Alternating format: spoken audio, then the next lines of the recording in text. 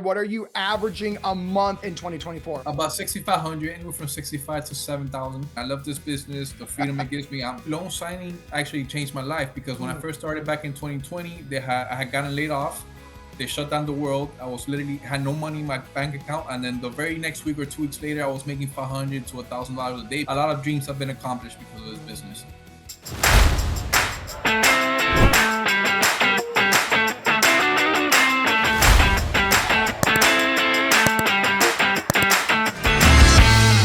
My name is Mark Wales, and if you're interested in becoming a signing agent and you want to learn the story of a successful signing agent and how he built his business front to end, you're going to want to watch this video. Here to share a story of one of my students, Hugo, a signing agent down in Florida, Miami, Florida. What's going on, man?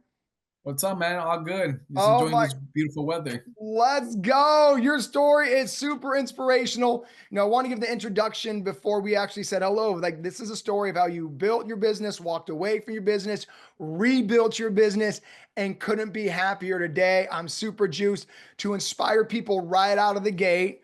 We're in December 2024. What are you averaging a month in 2024? About 6,500, anywhere from 65 to 7,000. $6,500 to $7,000 a month as a signing agent down in Florida. So proud of what you built. And I should say what you've built and then built again. So let's get right into it, man. What makes your story cool is you were one of my students in the boom, and it Yep. was easy money in the boom. And Yeah, then it rates was. went back up, and then you left. I'm gonna let you tell that story. But the cool part is now you're back. And hmm so you show, and arguably rates are higher today than when you left the business 2.5 years ago. And you are right back making the same amount of money now, even though interest rates are 7.5, 7%. Like, when I say all of that back to you, how does that feel, man? Man, it feels great because I know things are about to get even better. It's 2025, so I'm just excited. I'm juiced. I'm ready to go. I'm never leaving again. I love this business, the freedom it gives me. I'm here to stay this time. When I say like back to you, you have a $7,000 a month business. Like, when you Mhm. reflect on that number, reflect on just where you are, what does that make you feel? It actually loan signing actually changed my life because when I Mm. first started back in 2020, I had gotten laid off. They shut down the world. I was literally had no money in my bank account, and then the very next week or 2 weeks later, I was making $500 to $1,000 a day because of the refi boom and COVID. So how does that make me feel, man? A lot of dreams have been accomplished because of this Mm. business. I love it. And the dreams have been accomplished because you put in the work. And so I want to make sure everybody hears that. And we're going to talk about the work you put in. But take us Mhm, back, okay? Because I think you have a very relatable journey to signing agents, right? There's a lot of signing agents who came during COVID. You were mhm. making money hand over fist. Yeah. Rates go up. Let's start your story from there, okay? Mhm, Rates go, you're killing it 2020, 2021, right? You're just, life's good. mhm. Rates start creeping up. Take us your frame of mind. Why did you exit the business? Talk us through all that. Of course. So during COVID, I was getting literally like about 20, 30, even 40 messages a day from signing service and calls from direct business. So when I started getting slowed down, I had actually gone to do a closing at a gentleman's house. He has a tech company and he offered me a job. So I'm like, yeah, sure, why not? Because it started slowing down a lot significantly. So that's when I started the job and I left the loan signing business. Let And me it stop lasted you real about quick. 2 years. Real quick. I know what I love about that story, real quick, is like the Mhm. only reason you were offered a job was because of how professional you were at the Yeah. appointment. And I think that's what a lot of people don't realize is when you go into homes of other professionals, like, you could be on a pseudo interview and not even really know Yeah. it. You know what I mean? And so That's you exactly were what on it, happened. right? And so he offered you. And so let's just slow down there though, because I want the vulnerability of what you just said to come out, because I think there's a lot of signing agents who left the business in Mhm. 2022 because of interest rates. You just said you went from 20 to 40 notifications a day. How many notifications were you down to Oh when? man. Like once or two, like one or two a day, actually, like Yeah. 5, 10 a week. And so did that like cause you to panic a little bit? Honestly, it did because like I wanted my freedom. I wanted to travel all the time. I just wanted to enjoy life and not, be broke again. So when that started happening, I'm not gonna lie, I did feel some type of wake up. I'm like, oh my god, like we have built this and now we kind of have to start over. Like, what do I do? So when I got the job, I guess it was a good opportunity to learn. I hope a lot of signing agents, if there's any watching this right now, where it was you leaving in 2022, just like Hugo did. So you got hired. Let's Mhm, walk us through that part of your story. You got hired. You now have you left and a business that was booming that started going down, and you're like, I'm going to mhm. take the consistent paycheck, Yep. right? But the consistent paycheck came with the catch, your freedom. And Yeah. so you're now a 9 to 5 guy. Walk everybody through the 2 years where you were a W-2 working for this person, and kind of walk us up to when you're like, I just can't take it anymore, dude. I got to Yep. go back.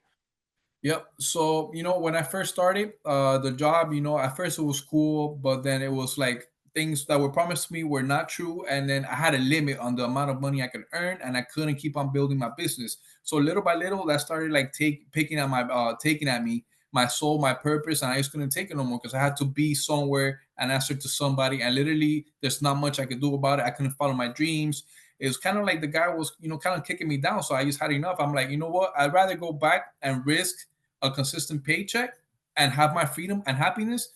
So I think I'd rather do that and just keep on building on that from everything I've learned in the past. So I'm glad I actually left that job. I didn't know how it was gonna be, but the very first week it was amazing. It was great. I don't regret it ever since. First off, thank you for that vulnerability. And I think a lot of people can relate to that, man. And that is taking my soul. Like, that's such a powerful statement, Yeah. but relatable, right? Like, you're promised something, you don't get it. You, like you said, you can't chase your dreams. You traded freedom for a paycheck. And Hmm. sometimes freedom for a paycheck isn't worth it at all. Yeah. And what I love about you, Hugo, and I think is inspiring, is you went back and bet on yourself.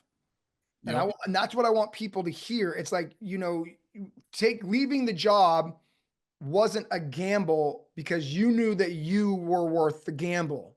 Hmm. And I think everyone needs to be inspired by that, because I think we're all capable of doing what Hugo did, right? That's believing in myself and saying, I'm going to leave the chains of a W-2 and Hmm. I'm going to figure it out. And gosh darn it, you figured it out. So we're going to Yep. talk about how you re entered the business in a moment. But I just want to kind of talk about that again, man. Like, you know, the fact that you just mentioned that you were giving up your soul is like, it's hard. It actually almost made me want to get Yeah. tears in my eyes, because no one deserves that. You know what I mean? Like, nobody Yep. deserves to like have this feeling of like, I'm becoming lesser of a human. And Yeah, that's exactly how I felt.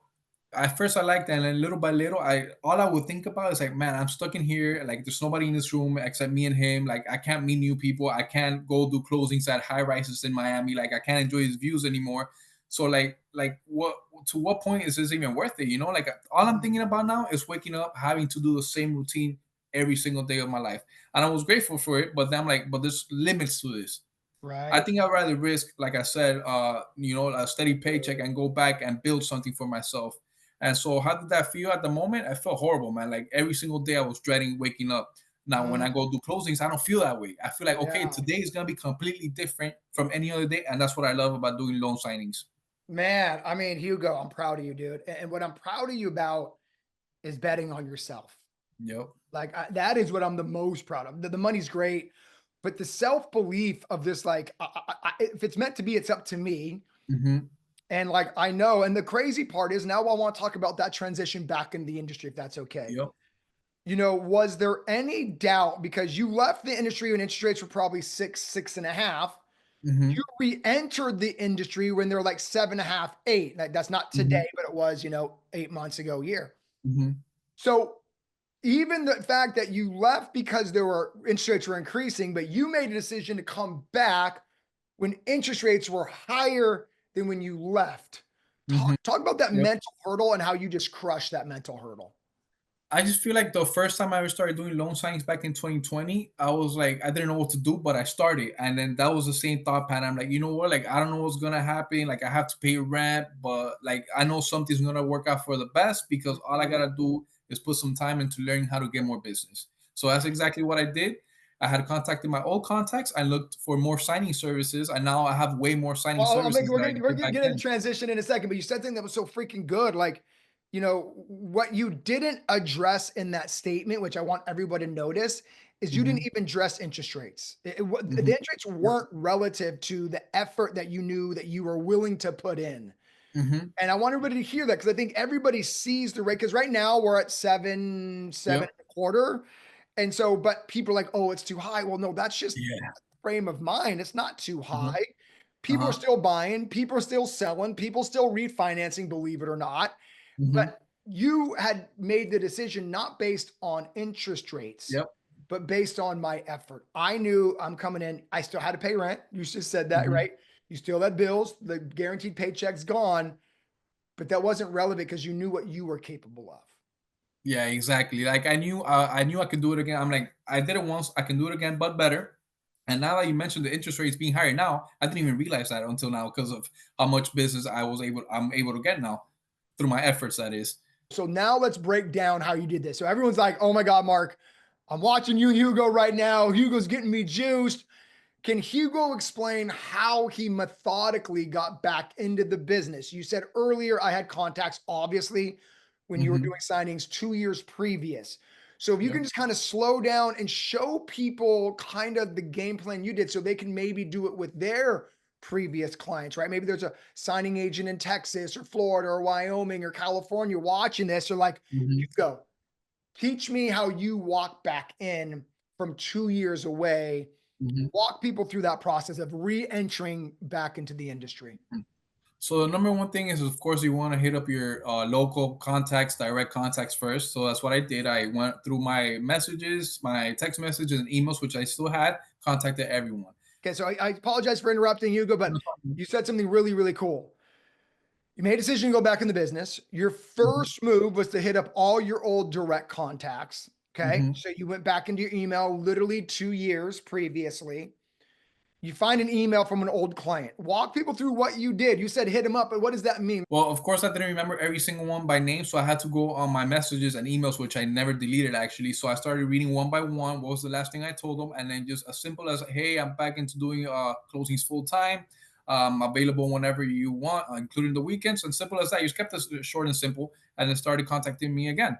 So I love it. I think the reason I wanted to share that, Hugo, is I think people overthink Hmm. quote unquote the simplicity of doing it.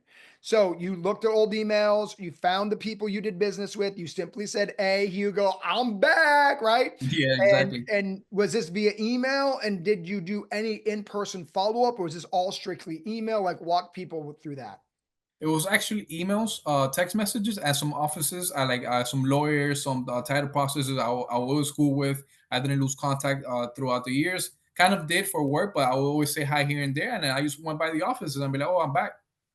As Okay. simple as I that. mean, I want everybody to hear it. So what I'm trying to decipher or unpack's a better word of what you're saying. You found old emails, you hit them up via email saying, I'm back. You married that with an in person meeting or that in person, you went to the office. Hey, I emailed you last week. I'm back. Hmm. And then it was literally just kind of you leaning on them to get more business, right? Yep, I exactly. love it. Okay, cool. So I've already heard that. I mean, I think people are thinking they need to do more. And the answer Hmm. is via Hugo's experience, the answer is no. So I know you got a lot of signing service business, and you still do. We're going to talk about that in a second. Hmm. What did you do to get back on your old client signing service radars? Walk people through the SS reintroduction. We're going to talk about new Hmm. business in a moment, but how did Hmm. you reintroduce yourself to signing services from 2 years previous? Okay, so basically, like for example, there's a simple signings out of California. They'll send you a text message. You just click yes, and as simple as that. Like I already knew I was gonna be on the preferred list. So as soon as you get accept an order and you're in the preferred list, they just send it straight to you. You just went back in and reactivated your profile. And then Yep. here's that's very interesting news. I hope everyone heard that is you found that you never were removed from the preferred list, even though you've Exactly. been a signing agent for 2 years. Did everybody hear that? That was so powerful there. So unlike the title side that you Hmm. sent out emails and you went into the offices to say hi, you Hmm. didn't do that with the signing services. You just reactivated your profile and that, or was there anything else specific for the signing service side to reintroduce yourself to the industry? After I clicked yes, I told them, "Oh, I'm back. Just keep on coming. Just keep on sending. I'm gonna keep on doing this full time." So I wasn't trying to like figure out a way. Oh, how can I get these people back? I wasn't thinking Yep. about that. I was just Got it. thinking of sending an email or accepting an order.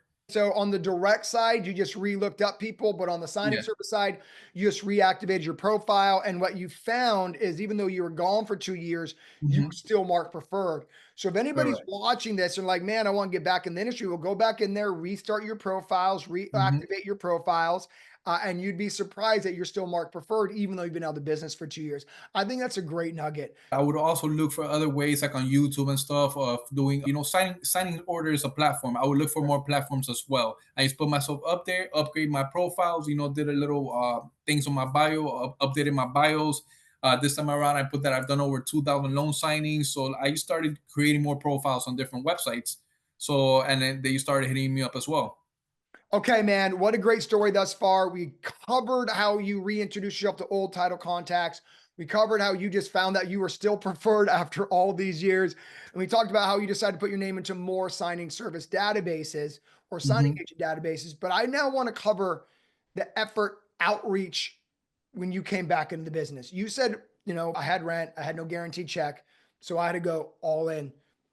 How many title companies were you hitting up, brand new, walking people through like this mass effort you did to get back into the Miami market?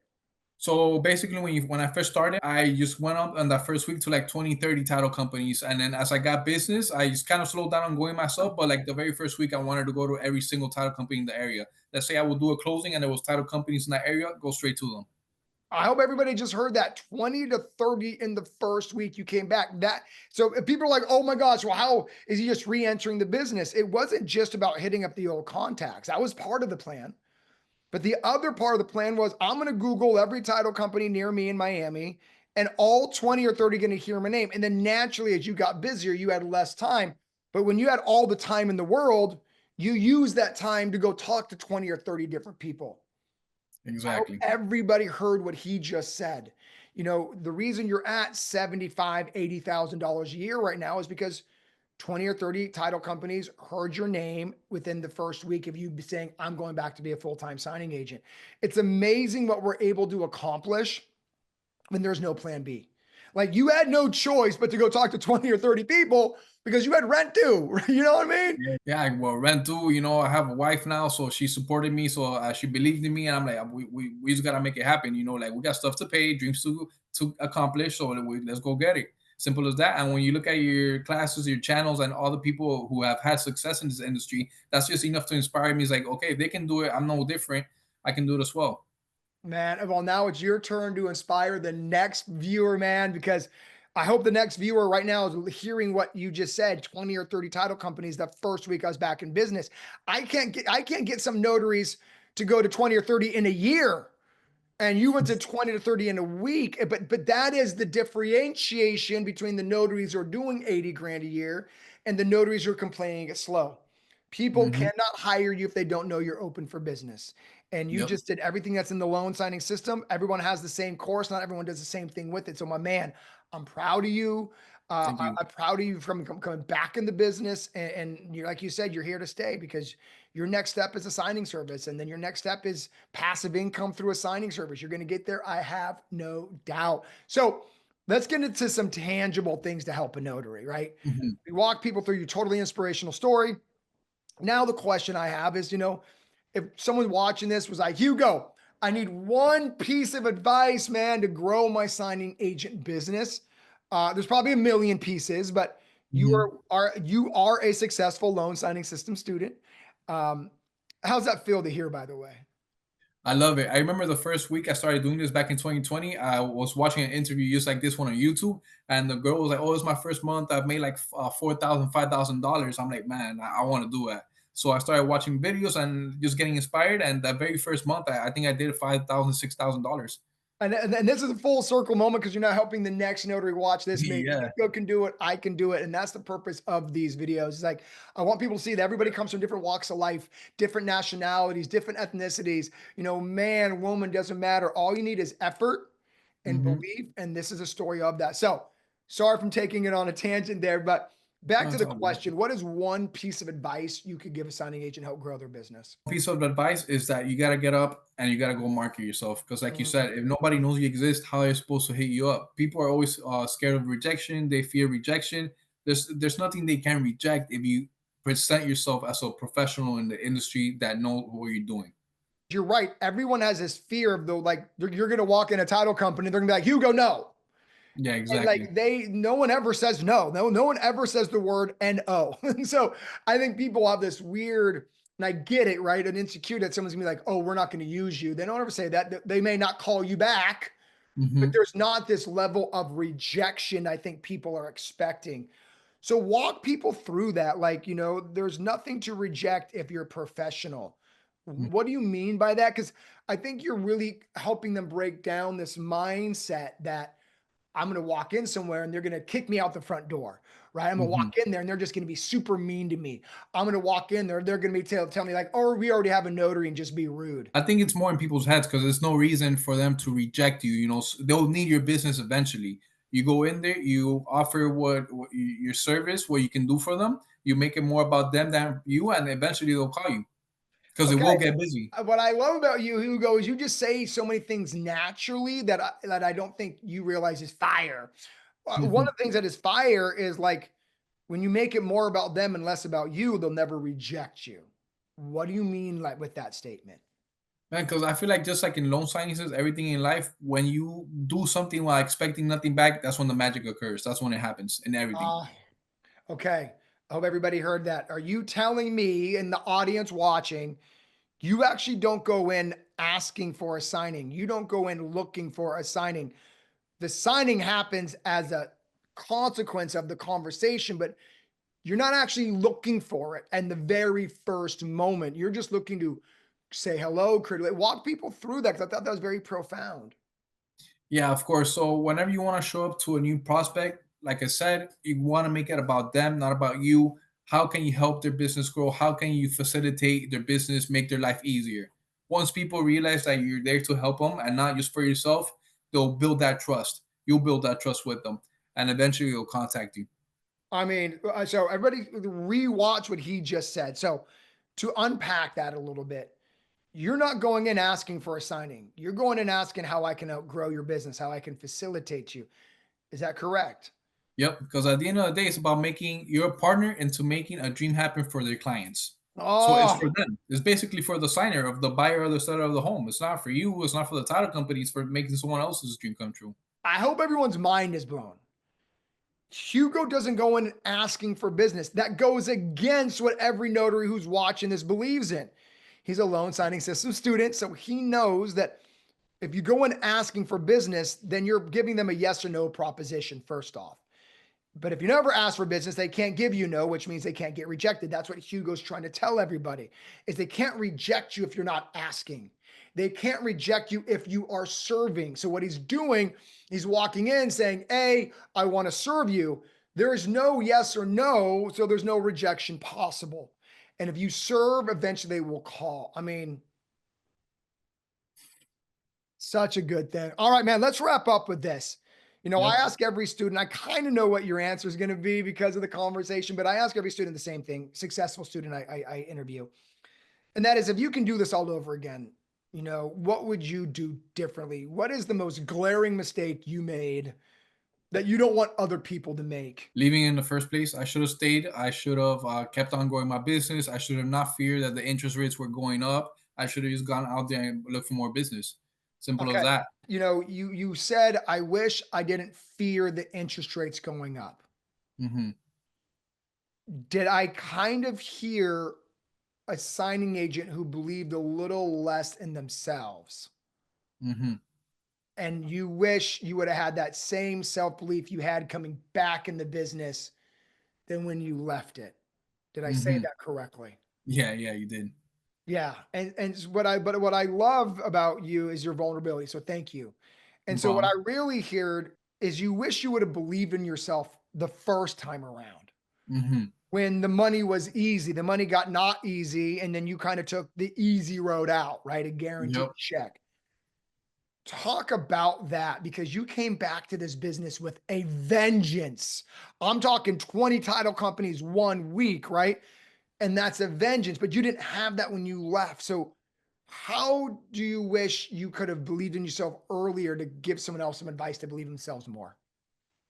Man, I like. like when you see things getting a little tough and hard and not easy money, you get up and you do it, and you keep on doing more consistently, because it's sometimes like when you get business in an easy environment, okay, anyone can do that, but when you truly believe in yourself, you got to keep on going no matter what the circumstances are.